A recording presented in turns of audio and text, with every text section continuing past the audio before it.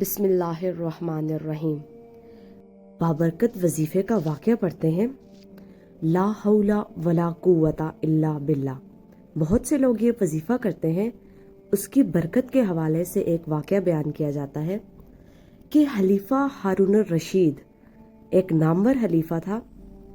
اس نے ایک انصاری کو 500 درہم کے مطالبے میں قید کا حکم دیا اور ایک سوار کو اس کے ہمراہ بھیجا۔ سوار نے دیکھا رستے میں ایک شخص گھاس کا بوجھ اٹھائے جا رہا ہے اور اس کا بوجھ ایک طرف کو جھکا ہوا ہے۔ یہ دیکھ کر سوار نے اس کو سیدھا کر دیا۔ پھر وہ بوجھ دوسری جانب کو جھک گیا، جس کو دیکھ کر سوار نے پڑھا لا حول ولا قوت الا باللہ۔ نصرانی نے اس کی زبان سے یہ کلمہ سن کر اس کلمے کی بڑی عظمت کی۔ یہ دیکھ کر سوار نے اس نصرانی سے کہا کہ جب تم اس کلمے کی اس قدر عظمت کرتے ہو اور اس کو اتنا بابرکت سمجھتے ہو تو اللہ تعالیٰ پر ایمان کیوں نہیں لاتے، جس کے نام کی عظمت سے اس کلمے کو یہ برکت حاصل ہوئی ہے۔ اس پر نصرانی نے جواب دیا کہ میں نے اس کلمے کو آسمان کے فرشتوں سے سیکھا ہے۔ یہ سن کر سوار کو بہت تعجب ہوا اور سوار نے خلیفہ کی خدمت میں حاضر ہو کر تمام واقعہ بیان کیا۔ تو خلیفہ نے نصرانی کو بلوا کر دریافت کیا، آخر تو نے یہ کلمہ فرشتوں سے کس طرح سیکھا ہے؟ تو اس نے بتایا کہ واقعہ یہ ہے کہ میرا ایک چچا بہت مالدار تھا اور اس کی ایک حسین بیٹی تھی۔ میں نے اس چچا زاد بہن کے لیے اپنے نکاح کا پیغام بھیجا، جس کو میرے چچا نے منظور نہ کیا اور اس کا نکاح دوسری جگہ کر دیا۔ چنانچہ شب زواف میں اس کے شوہر کا انتقال ہو گیا۔ میں نے پھر اس سے نکاح کی درخواست کی، مگر اس نے اب بھی میری درخواست منظور نہ کی اور دوسری جگہ اپنی بیٹی کا نکاح کر دیا۔ اس کا وہ شوہر بھی اسی طرح شب زواف میں بیوی کے پاس گیا تو مردہ پایا گیا۔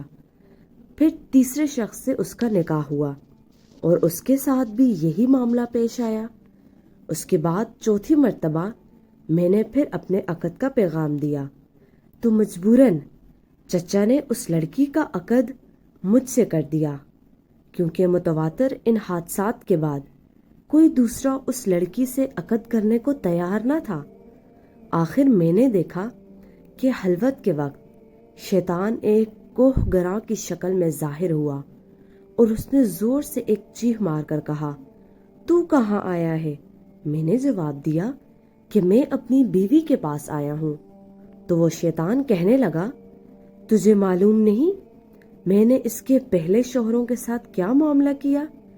میں نے جواب دیا، مجھے معلوم ہے۔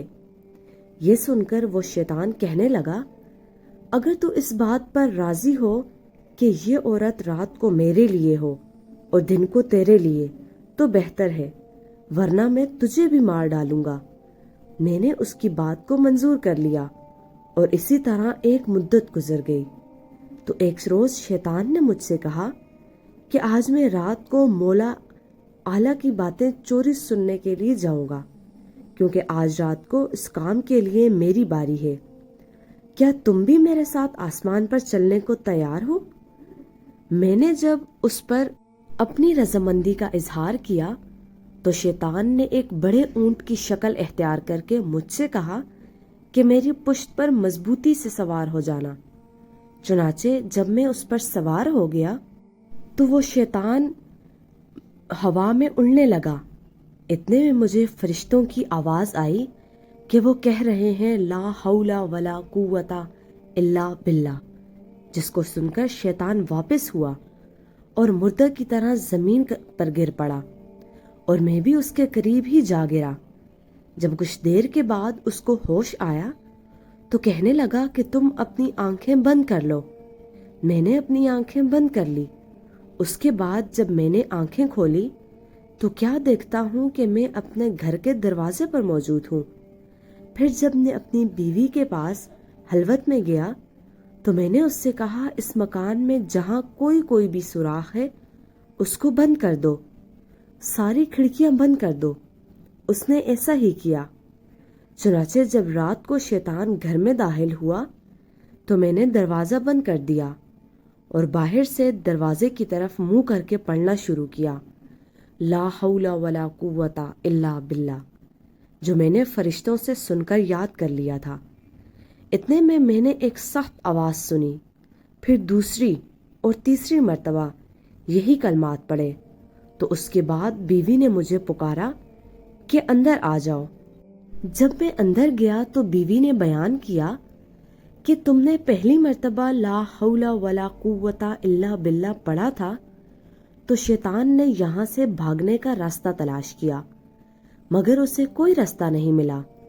جب دوسری مرتبہ تم نے لا حول ولا قوت الا باللہ پڑھا تو آسمان سے ایک آگ نے اتر کر شیطان کو گھیر لیا، اور جب تیسری مرتبہ تم نے لا حول ولا قوت الا باللہ پڑھا تو اس آگ نے شیطان کو جلا کر راکھ کر دیا، اور اللہ تبارک و تعالیٰ نے ہمیں اس سے نجات دے دی۔